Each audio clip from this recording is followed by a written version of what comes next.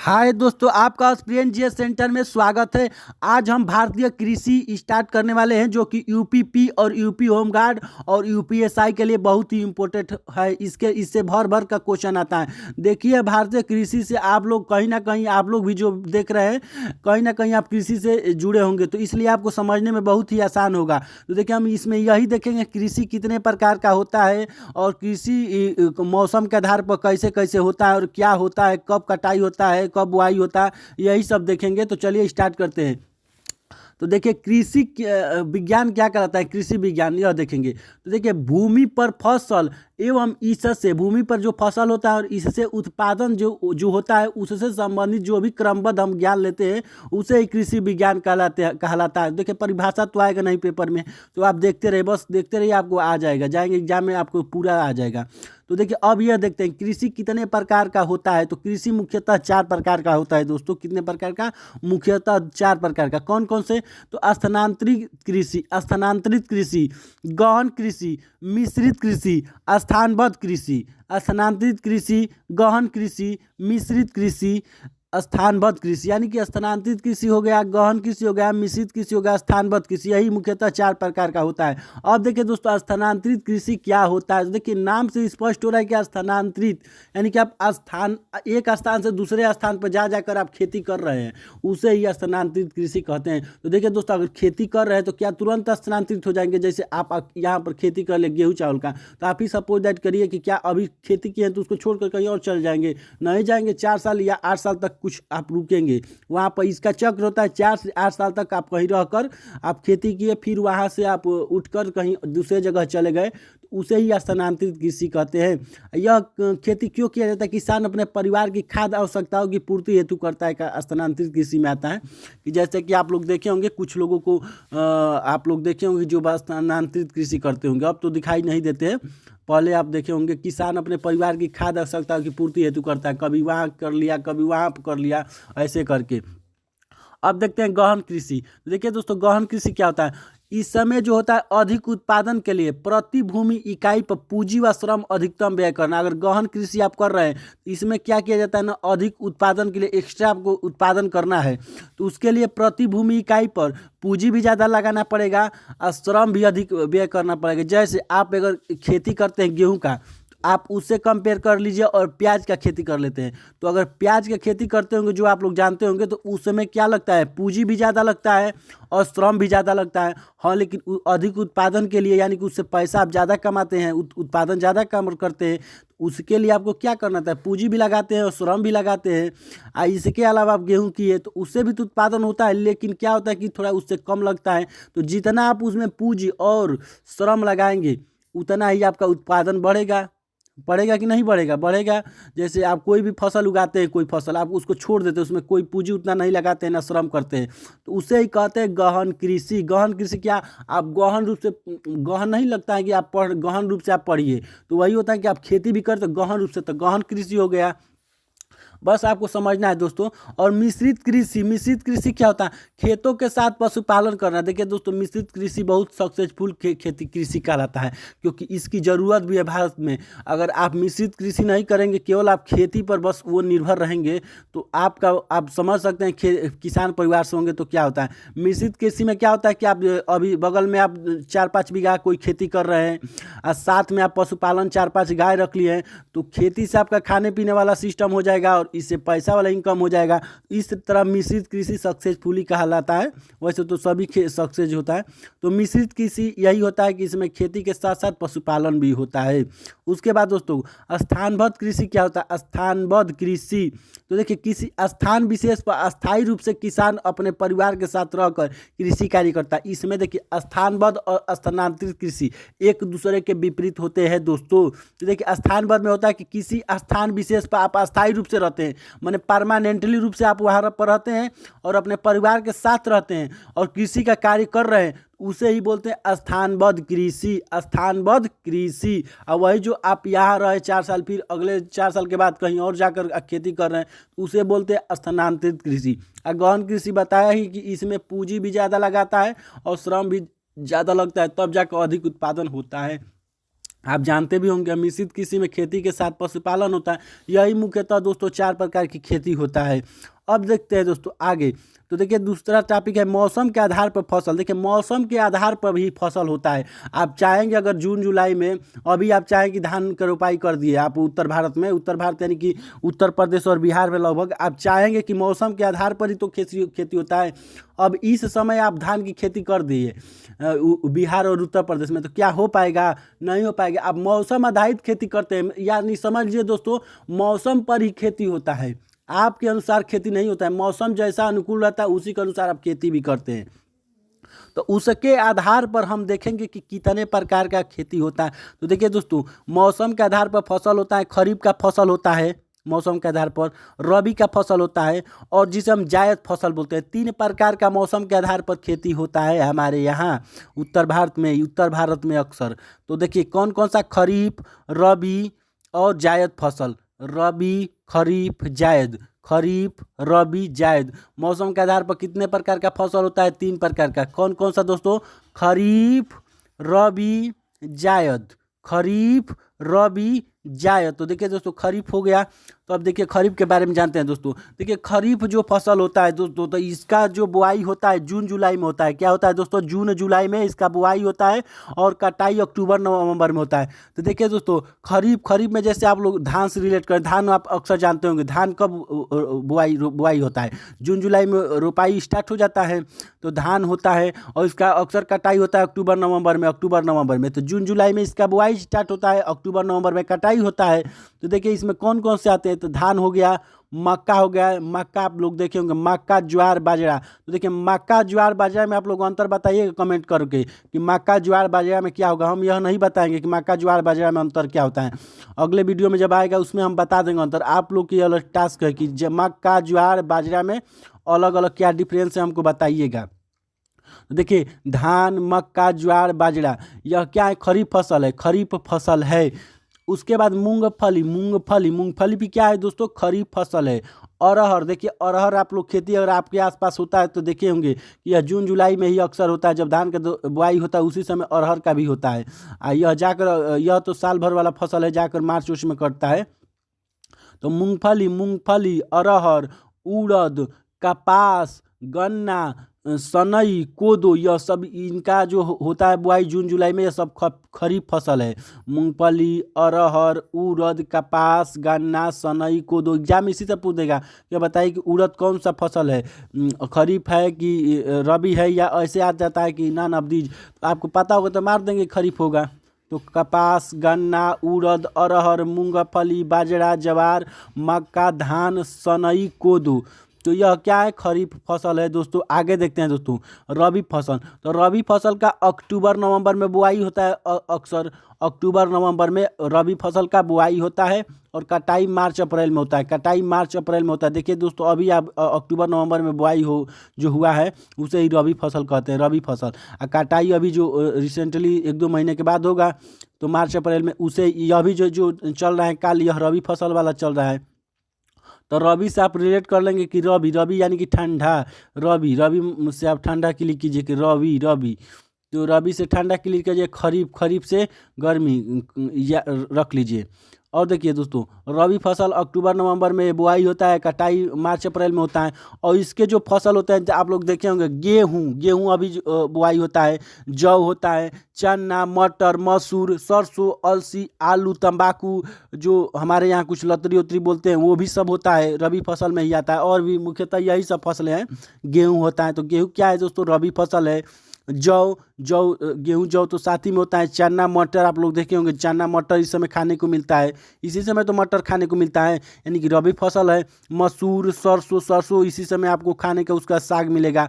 अलसी, आलू, तंबाकू आदि। देखिए आलू इस समय बहुत सस्ता रहता है, आप लोग देखे होंगे अक्सर। तो यानी कि सब रबी फसल है। गेहूँ हो गया, जौ हो गया, चना हो गया, मटर, मसूर, सरसों, अलसी, आलू, तंबाकू रबी फसल है। उसके बाद दोस्तों देखते हैं जायद फसल जी देखिए दोस्तों, इसका और अलग अलग भी नाम है। भदई या गर्मा भी कहते हैं जायद फसल को, भदई भी कहते हैं और गर्मा फसल भी कहते हैं। भदई या गर्मा फसल भी कहते हैं जायद फसल को, भदई या गर्मा भी फसल कहते हैं दोस्तों।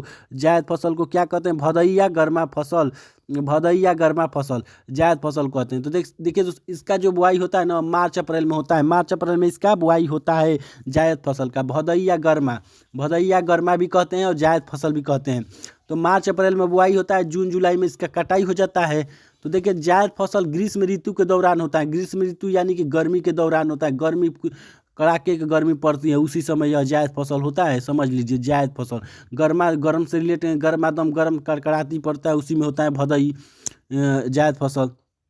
तो इसमें अक्सर आप लोग देखे होंगे दोस्तों, ग्रीष्म ऋतु के दौरान तो होता ही है कि आप लोग खरबूजा, ककड़ी, तरबूजा, खीरा, यह सब कब मिलता है दोस्तों? लौकी भी, लौकी तो इस समय भी मिलता है, लेकिन आपको उस समय लौकी भी ज़्यादा मिलता है गर्मी के दौरान। लोबिया, यह सब आपको देखिए, जो ठंडा वाला फसल होता है, ठंडा आपको खाने में लगता है, वह सब गर्मी में तो ठंडा वाला बोआ जाएगा। जैसे तरबूज खाते हैं, तो यह सब जायद फसल है। तरबूज, खरबूजा, ककड़ी, खीरा, लौकी, लोबिया, यह सब क्या है दोस्तों? तो जायद फसल है। तरबूज, खरबूज, ककड़ी, खीरा, लौकी, लोबिया, यह सब जायद फसल है। इसके अलावा एक आप बात ध्यान में रखिएगा कि तिल उत्तर में खरीफ फसल और दक्षिण में रबी की फसल है। जो तिल होता है ना दोस्तों, तिल आप लोग जानते हो, तिल काला काला होता है। तो यह तिल जो होता है ना, उत्तर में इसे खरीफ फसल कहते हैं और दक्षिण में इसे रबी फसल कहते हैं। देखिए, हमारा जो एग्जाम होगा उत्तर भारत में ही होता है, लगभग जो स्टेट वाला होता है। तो देखिए, जैसे आप देखते हैं इसके ऑप्शन के अनुसार देख लेंगे, तो उत्तर भारत में यह ध्यान रखिए, खरीफ फसल में आता है। खरीफ फसल में यानी कि खरीफ फसल में आता है, धान उनके साथ आता है खरीफ फसल में तिल। और वही दक्षिण में जाएंगे तो गेहूँ के साथ में इसका बुआई होता है, रबी फसल। अब देखते हैं दोस्तों आगे, यह था मौसम के आधार पर 3 प्रकार का खेती। कौन कौन सा? तो खरीफ, जायद, रबी फसल, 3 प्रकार। अब आगे देखते हैं आर्थिक महत्व के अनुसार खेती। देखिए दोस्तों, आर्थिक महत्व तो रहता ही ना खेती में। अब ये देखिए, खेती अब अलग अलग ढंग का हो गया है। देखिए, कोई भी खेती करता है तो इनकम के लिए करता है। क्या करता है दोस्तों? इनकम के लिए। यदि इनकम का स्रोत ना रहे तो कोई खेती करना चाहे नहीं करेगा। तो देखिए, आर्थिक महत्व के अनुसार कौन कौन सा कैसा खेती है। तो देखिए, अन्न आप लोग जानते होंगे, अन्न यानी कि अन्न मतलब जो खाने वाला होता है। देखिए दोस्तों, अक्सर जो अन्न क्या होता है, धान, गेहूँ, जौ, मक्का, बाजरा, ज्वार, यह आप कहेंगे क्या, यह जो आ रहा है अन्न, यह नकदी उगदी। देखिए, पहले तो आर्थिक महत्व के अनुसार देख लेते हैं टाइप, उसके बाद यह देखेंगे। तो अन्न होता है, दलहन होता है, तिलहन होता है, नगदी फसलें होता है, चारे वाली फसलें होती है, हरी खाद वाली फसलें होती है। देखिए, फसल का प्रकार है, एक अन्न वाला होता है फसल जो खाने उने में ज़्यादा यूज होता है। दलहन जो दाल वाला खेती होता है, दाल वाला। तिलहन तेल ओल वाला होता है, जिसे तेल ओल निकलता है उसे तिलहन बोलते हैं। नगदी जिसे नोट आता है, नोट यानी कि पैसा। तो यानी कि पैसा कैसे आएगा, उसको तुरंत बेचने के प्रयोग में करते हैं। खाने के लिए भी करते हैं, लेकिन उसको ज़्यादातर हम बेचने का यूज करते हैं, उसको बेचने के लिए ही करते हैं। नगदी पैसा के लिए ही स्पेशली उसको करते हैं, तो उसे बोलते हैं नगदी फसलें। तो क्या नगदी फसलें क्या दलहन नहीं हो सकता है? हो सकता है दोस्तों, ये सब आपस में मिश्रित हो सकते हैं, लेकिन स्पेशली अगर नगदी फसल में बोले जाए तो उनको बोल सकते हैं, यह नाम है। और चारे वाली फसलें जो गाय को देते हैं, गायों को खाने के लिए, भैंस उसको, वह चारे वाली फसलें होती है। हरी खाद वाली फसल जो खाद के लिए स्पेशली फसल लगाया जाता है, खाद के लिए। जैसे कुछ होता है, आप लोग ढांचा उचा के नाम सुने होंगे। देखिए, आर्थिक महत्व के अनुसार अन्न क्या होता है? अन्न में धान आ जाएगा। अन्न तो धान भी, लेकिन अरहर क्या अन्न नहीं है अन्न, अरहर भी है, लेकिन जो स्पेशली जो आता है उसको आप देखिए। अन्न में क्या होता है? धान, गेहूँ, जौ, मक्का, बाजरा, ज्वार। आप लोग से मक्का, ज्वार, बाजरा में अंतर पूछे, आपको बताना है कमेंट में। अन्न क्या होता है? धान, गेहूँ, जौ, मक्का, बाजरा, ज्वार, ये अन्न में आता है। और दलहन में क्या आ जाएगा? जो जिसे दाल निकलता है। क्या धान से दाल निकलेगा दोस्तों? तो वो दाल वाला में श्रेणी में नहीं आएगा। हाँ, लेकिन अन्न के श्रेणी में अरहर और आ जाएगा, लेकिन दलहन के श्रेणी में यह सब नहीं आएगा, दाल वाला ही बस आएगा जिसे दाल आता है। तो अरहर से दाल होता ही है, आप लोग जानते हो। चना का दाल होता ही है, मूंग का दाल होता ही है, मटर का दाल होता ही है, मसूर का दाल होता ही है, सोयाबीन का भी दाल होता है। तो इसको रटना क्या है दोस्तों? दाल जिससे होता है हम दलहन जान जाएंगे। अब उसके बाद तिलहन, जिसे तेल निकलता है। तो मूंगफली का दोस्तों जानते होंगे तेल निकलता है, मूंगफली का तेल। आप कभी देखिएगा, मूंगफली का भी तेल होता है। सरसों का तो तेल आप जानते ही हैं। तोरी का तिल जानते ही है, तीसी का तो आप पूछना ही नहीं है, बर्रे का तो तेल बस एक बर्रे का देख लीजिए, हो सकता है आपको माइंड अप में नहीं होगा, बर्रे का भी तेल होता है, मूंगफली और बर्रे का भी तेल होता है। तो यह तिलहनी है। बर्रे क्या है, तिलहन में आता है, मूंगफली तिलहनी में आता है, और तोरी आता ही है, सरसों तीसी को तो पूछना ही नहीं है। नगदी फसल है। नगदी फसलें क्या क्या होता है, देखिए दोस्तों, आलू का आप खेती करते हैं तो आप खाने के लिए करते हैं, लेकिन अक्सर आप आलू का खेती करते हैं तो बेचने के ही दृष्टिकोण से करते हैं, कितना खाएंगे आलू। तो नगदी फसलें में आलू, गन्ना, गन्ना क्या आप चीबने के लिए केवल करते हैं, नहीं दोस्तों, इसको करते हैं बेचने के उद्देश्य से ही। कपास, कपास क्या करते हैं, सोने होने के लिए करते हैं, वो कपड़ा बनाने के लिए करते हैं, आप बेचने के उद्देश्य से करते हैं। तो सब नगदी फसलें। जूट, जूट वही हो गया नगदी फसलें, कितना आप बोरा बनाएंगे, बेचेंगे तो ही। चाय, चाय कितना पिएंगे, खेती कोई करके चाय पीता है दोस्तों, नहीं, उसको बेचने का ही। चाय हो गया, कहवा हो गया, रबड़, सरसों, तिल, मूंगफली, सभी फल, जितना सभी फल में तो सभी आ गया दोस्तों, कितना फल खाएंगे, खाने के लिए कोई करता है। अक्सर आप लोग गाँव में देखेंगे तो वो अलग बात है, एक दो पेड़ है तो उद्देश्य वो खेती नहीं किया जाता है, जो उद्देश्य ही खेती करना है तो वह तो बेचने का ही तो दृष्टिकोण होता है। आलू, गन्ना, कपास, जूट, चाय, कहवा, रबड़, सरसों, तिल, मूंगफली, सभी फल आ जाते हैं नकदी फसल में। अब उसे मत क्लिक कीजिए कि हम दो इतने दूरी में आलू बोए हैं, केवल खाने के लिए बोते हैं, अरे भाई तो उतना दूरी में तो खेती नहीं कहा जाएगा उसको, तो आप बस खाने पीने के लिए करें तो खेती की नकदी फसल वो उतना नहीं आएगा, जैसे आप ज़्यादा मात्रा में कर रहे हैं वो कहा जा रहा है। अब देखिए चारे वाला फसलें क्या होता है, चारे वाला फसल, तो देखिए चारे वाला फसल में देखिए दोस्तों, बरसीम आता है, बरसीम, बरसीम आप कहेंगे कि जाओ जाओ बरसीम कट ले आओ, तो बरसीम, नेपियर, सूडान, जई, सूडान भी आता है, जई, जई साथ में बोया जाता है, देखिए होंगे जिसके खेत में गाय भैंस होगा, बरसीम के साथ जई वही फेंका जाता है, सूडान, नेपियर, यह सब चारे वाला फसल है। नेपियर, नेपियर थोड़ा आप लोग को अलग लग रहा होगा, नेपियर, तो नेपियर भी चारे वाला फसल, नेपियर, सूडान, जई, बरसीम, यह सब चारे वाला फसल है।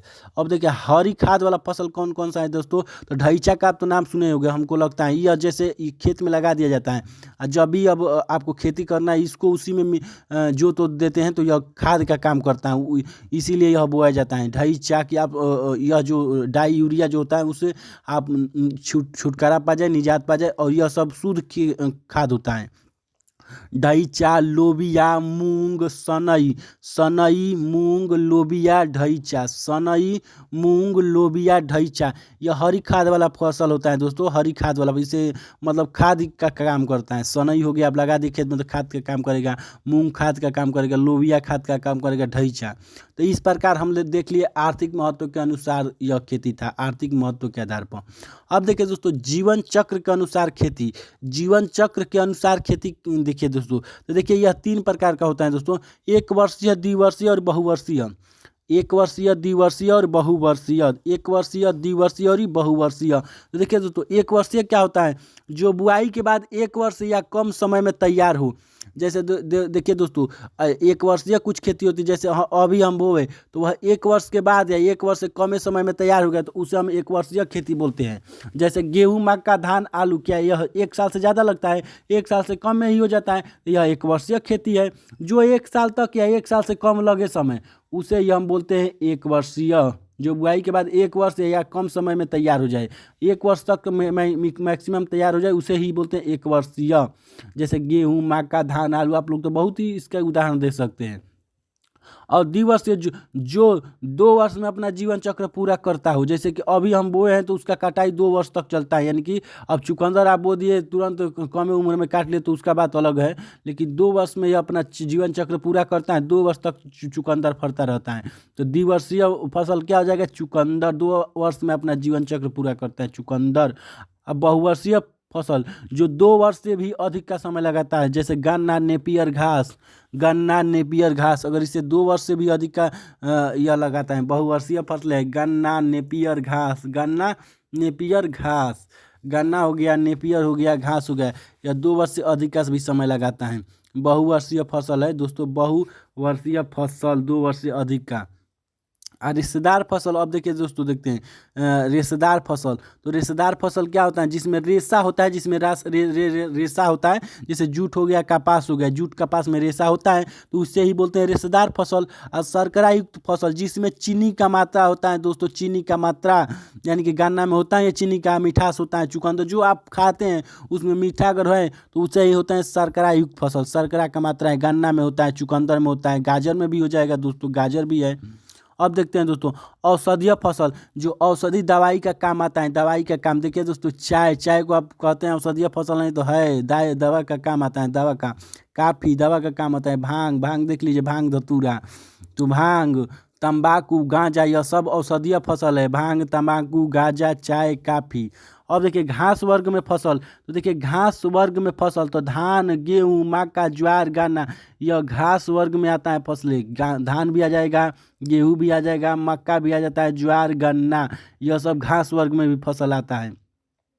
अब देखिए दोस्तों विस्तृत कृषि किसे कहते हैं, विस्तृत कृषि, विस्तृत कृषि, विस्तृत कृषि। तो खेती का आकार बहुत बड़ा हो, बहुत ही आपका बहुत ज़्यादा खेत है, आप 50-100 बीघा के मालिक है, अभी तो 52 बीघा वाला ट्रेन में चल रहा है, वही समझ लीजिए। तो 52 बीघा का आपका खेत है, खेती का आकार बहुत बड़ा है। तो जब बड़ा होगा तो क्या उसमें अधिकांश कार्य यंत्रों से होगा? क्या आप उसको 52 बीघा का खेती है और उसको आप अकेले फावड़ा से कर सकते हैं? नहीं कर पाएंगे। उसके लिए आपको यंत्र से ही होगा, हार्वेस्टर की जरूरत पड़ेगा, ट्रैक्टर 4-5 चाहिए, मतलब यंत्र से ही काम होगा। शारीरिक श्रम उसमें कम रहेगा, यानी कि वह जितना भी होगा यंत्र से। 52 बीघा खेत अगर शारीरिक श्रम से करने लगेंगे तो आपका हो जाएगा।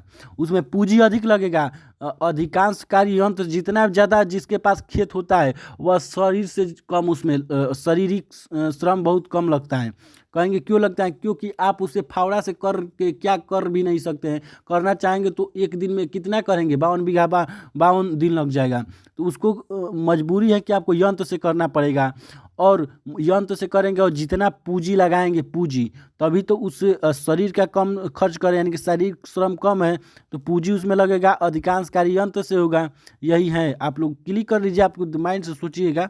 सघन खेती, सघन खेती दोस्तों, तो देखिए सघन खेती वो होता है दोस्तों कि श्रम व पूंजी उसमें अधिक होता है। जैसे देखे होंगे गांव में जिसके पास अगर 2-3 मांडा खेत होता है, मांडा यानी कि 2-3 कट्ठा होता है ज़मीन, देखे रहते हैं थोड़े थोड़े खेतों में, जैसे 1 ही बीघा उसके खेत है, एक मांडा, एक मांडा में सरसों कर दिया, एक मांडा में कुछ और फसल, 10 रंग का वो फसल कर देगा एक बीघा में।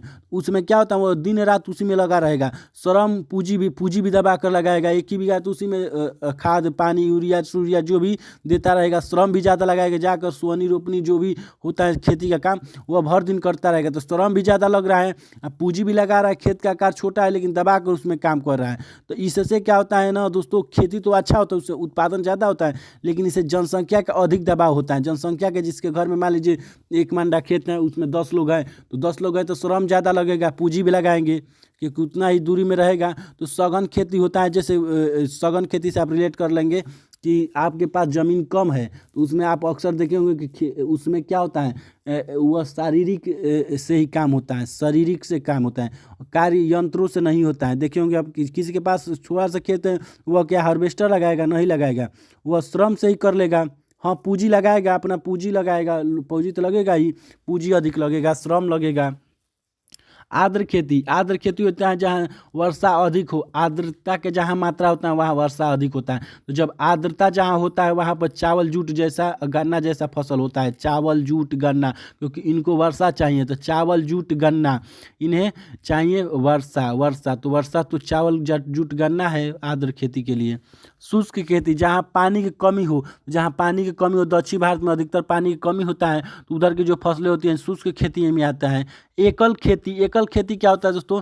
जहाँ का वातावरण किसी एक ही फसल के अनुकूल, जहाँ का वातावरण किसी एक ही फसल के अनुकूल, मतलब कि आप चाहे कभी 2-3 फसल नहीं कर पाएंगे, क्योंकि वहाँ का अनुकूल वातावरण ही ऐसा होता है कि एक ही फसल के लिए अनुकूल होता है, तो उसे ही बोलते हैं एकल खेती। जैसे असम और पश्चिम बंगाल में चाय के लिए, असम और पश्चिम बंगाल में चाय के लिए जाना जाता है, वहाँ एकल खेती है। कुछ होता है मिश्रित खेती, जहाँ पर कोई आप जैसे चना के साथ आप अक्सर उत्तर भारत में देखते होंगे कि चना के साथ बो दिया गया, सरसों बो दिया गया, चना उसी में सरसों है, चना तीसी है, या कोई 2-3 फसल एक ही साथ बोया जाता है। आप लोग देखे होंगे कि चना होता है उसी में सरसों भी हो जाता है, मटर है उसी में कोई और फसल हो गया, मतलब मसूर के साथ सरसों भी तैयार हो गया। तो दो फसल हो क्या है ना, एक मुख्य फसल होता है प्रधान फसल के साथ साथ पूरक फसल भी, जैसे गेहूं के साथ सरसों देखे होंगे, अक्सर गेहूं होता है उसमें सरसों भी होता है, तो गेहूं के साथ सरसों हो गया। तो यह मिश्रित खेती है, दो दो फसल एक साथ होता है, प्रमुखता जो होता है प्रधान हो जाता है गेहूं और पूरक हो जाता है सरसों, तो इसे बोलते हैं मिश्रित खेती। झूमिंग खेती, जैसे कि जो झूमिंग खेती किसे कहते हैं, तो झूमिंग खेती होता है जंगलों को काट कर खेती योग्य बनाया जाता है, जंगल होते हैं उसे काट दिया जाता है और वहाँ पर खेती योग्य बना दिया जाता है, उसे ही तो बोलते हैं झूमिंग खेती। झूमिंग खेती, तो देखिए झूमिंग खेती को यह बहुत ही इम्पोर्टेंट है, अलग अलग राज्यों में इसे अलग अलग नाम से जानते हैं, यह पेपर में आया है और आता भी रहेगा। झूमिंग खेती बहुत ही महत्वपूर्ण है, जंगलों को काट कर खेती योग्य जो बनाया जाता है उसे ही तो झूमिंग खेती कहते हैं, लेकिन अलग अलग राज्यों में इसे अलग अलग नाम से जानते हैं, जैसे असम व मेघालय पूर्वोत्तर भारत में इसे झूमिंग खेती के नाम से जानते हैं। असम व मेघालय में, यानी कि पूरे पूर्वोत्तर भारत में ही झूमिंग खेती के नाम से रहते हैं, स्पेशली असम और मेघालय में। इसके अलावा अन्य नाम इसको काटो जलाओ, कर्तन दहन, बूसो फेलो, यानी कि इसका अन्य नाम है काटो जलाओ, कर्तन दहन भी कहते हैं लोग, बूसो फेलो भी कहते हैं, यानी कि झूमिंग खेती को ही। देखिए मध्य प्रदेश में जाएंगे तो झूमिंग खेती को ही दहिया नाम से जानते हैं, दहिया नाम से, उसका मतलब यही जंगलों काट कर खेती योग्य बनाया जाए। तो एमपी में इसे दहिया कहते हैं, मणिपुर में पामुल कहते हैं, मणिपुर में क्या कहते हैं दोस्तों, पामुल, मणिपुर में पामुल झूमिंग खेती को। झारखंड में चले जाएंगे तो कुरुल या कुरावा कहते हैं, झारखंड में कुरुल या कुरावा, झारखंड में कुरुल या कुरावा। वही पश्चिमी घाट, यानी कि पश्चिमी घाट जो कि कर्नाटक से लेकर स्टार्ट कर देंगे, यानी कि कर्नाटक महाराष्ट्र से स्टार्ट करके वह केरल उरल तक चल जाएंगे, वही सब पश्चिमी घाट है। तो उस वहाँ कहते हैं कुमारी, स्पेशली केरल उरल में यानी कि पश्चिमी घाट में कुमारी कहते हैं, झूमिंग खेती को कुमारी कहते हैं, झूमिंग खेती को कुमारी वहाँ नाम से जानते हैं। झारखंड में कुरुल या कुरावा नाम से, मणिपुर में पामुल, एमपी में दहिया। बहुत इंपॉर्टेंट आता है, इसको देख लीजिएगा झूमिंग खेती को, झूमिंग खेती बहुत इंपॉर्टेंट है। अन्य नाम भी है काटो जलाओ, कर्तन दहन, बूसो फेलो, यह सब इसका झूमिंग खेती का अलग अलग नाम है। अब देखिए दोस्तों, रोपण कृषि, रोपण कृषि, रोपण जो रोप यानी कि लगाते हैं, फसल को लगा कर मतलब रोपना, आप जानते हैं रोपना, लगा कर लगाते हैं, उसे ही रोपण कृषि कहते हैं। जैसे चाय को आप लगाते हैं, इसमें बड़े बड़े पौधे लगा कर कृषि, इसका बड़ा बड़ा पौधा ले लेते हैं और उसे लगाते हैं, तो उसे ही बोलते हैं रोपण कृषि। जैसे रबड़ हो गया, चाय हो गया, कहवा हो गया, नारियल हो गया, इनको हम बड़े बड़े पौधे लेते हैं, ज़मीन में लगाकर, भूमि में लगाकर इसका खेती करते हैं, तो यह होता है कृषि। देखिए दोस्तों, और भी एक दो पार्ट में आपको कृषि वाला खत्म हो जाएगा, बहुत इंपॉर्टेंट है। तो यह वीडियो बहुत लंबा हो जाएगा, इसलिए हम लोग यहीं पर रखते हैं। धन्यवाद दोस्तों।